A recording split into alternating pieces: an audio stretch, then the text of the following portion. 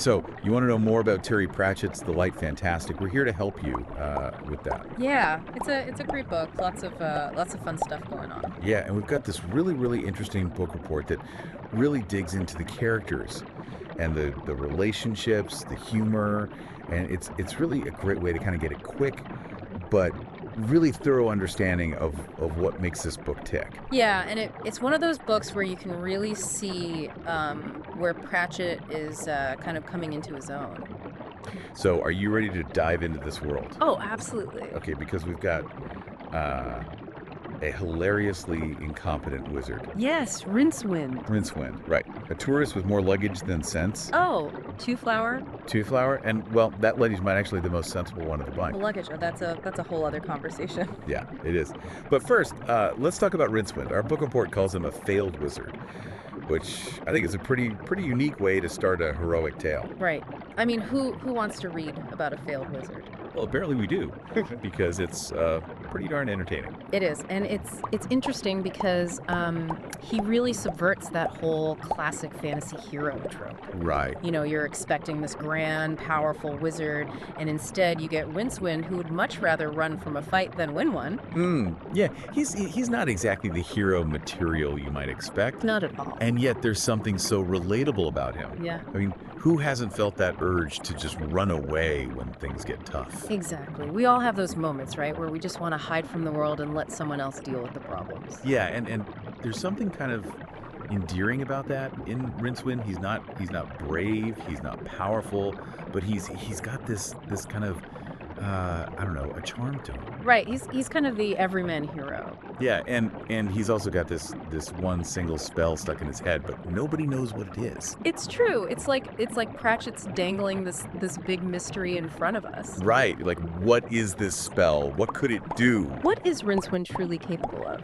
Yeah, I mean, talk about intriguing mystery. It's like Pratchett is really teasing us with that, and it really makes you think about like what is Rincewind's true potential? Exactly. And is it about like raw magical power, or is it about something more internal? You know, like what really makes a hero?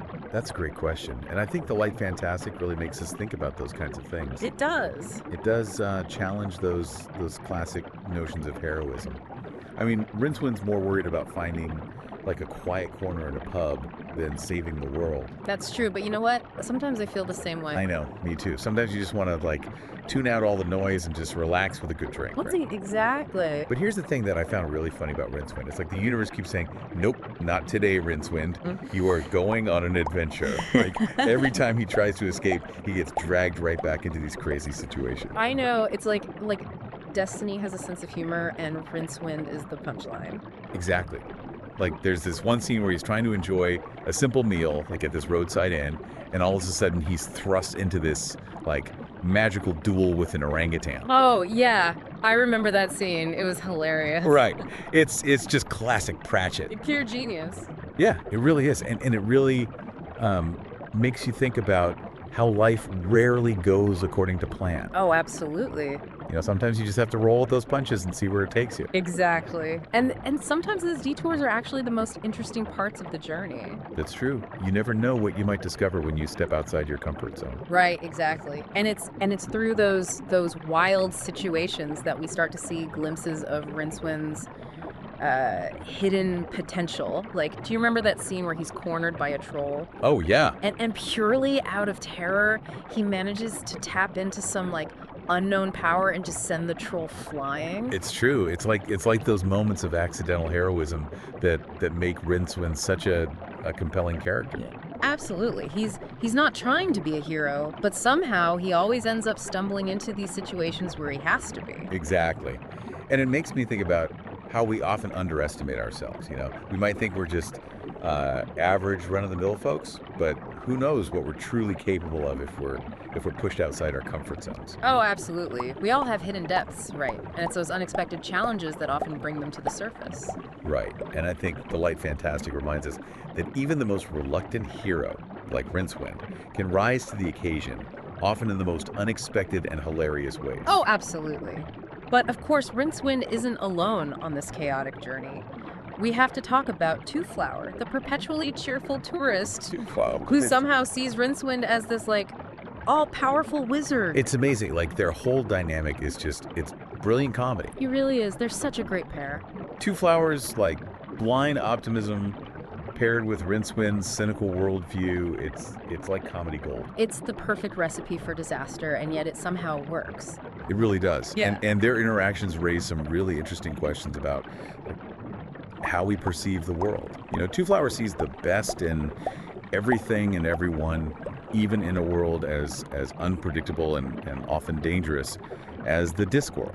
Right, and Rincewind, well, he's seen it all, and he's pretty sure it's all going downhill. Yeah, he's definitely a glass half empty kind of guy. But what's fascinating is how their relationship challenges both of their worldviews. I agree. It's like Two Flower's optimism starts to rub off on Rincewind just a little bit. Right, and Rincewind's cynicism forces Two Flower to confront some of the darker realities of the world. Right, exactly. So they both grow and change because of their friendship, Yeah. even if they don't always realize it. Exactly, and it creates some of the most memorable moments in the book. It's like watching a buddy comedy unfold in the midst of a magical apocalypse. I know, right?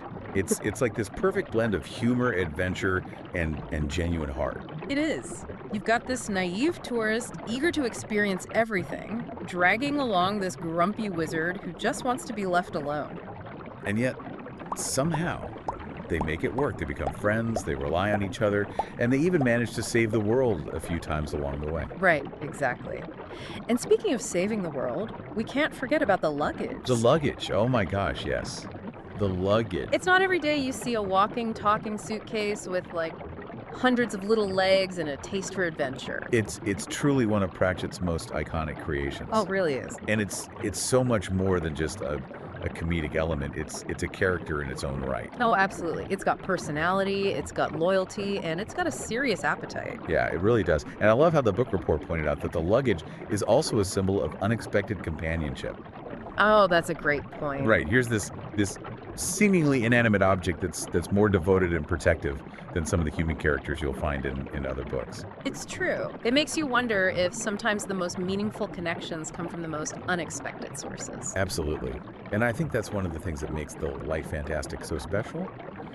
It challenges our assumptions about what a story can be, about what a hero can be, and even about what a friend can be. Absolutely. It's a book that's full of surprises, and it's a book that will stay with you long after you finish reading it. I totally agree. Yeah. So for anyone out there who's looking for a fun, imaginative, and thought-provoking read, I highly recommend checking out The Light Fantastic. Oh, absolutely. You won't be disappointed. Okay, so we've talked about the luggage's loyalty, but there's this other scene in The Light Fantastic that really stuck with me. It's where Two Flower gets robbed, and Rincewind, being the picture of heroic selflessness, immediately calculates how much he's going to get paid for rescuing you. Oh, that's classic Rincewind, right? But what's interesting is that a few chapters later, he ends up risking his life to save Two Flower from this magical beast without even thinking about the reward.